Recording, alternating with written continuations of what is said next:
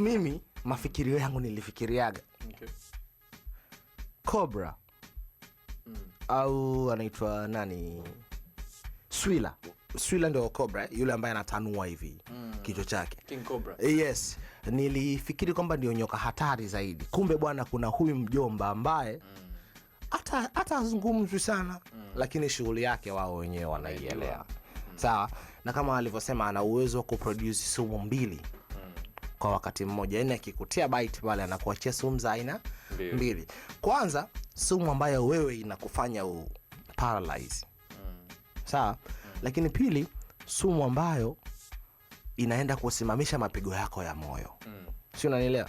Yaani hakuna namna wewe utaweza kutoboa. Yaani ukikutana naye tu ni kusema baba mikononi mwako na iweka roho yangu. Case closed. Mimi ndio maana ya masuala ya manyoka ndugu yangu mimi sitaki kabisa kusikia.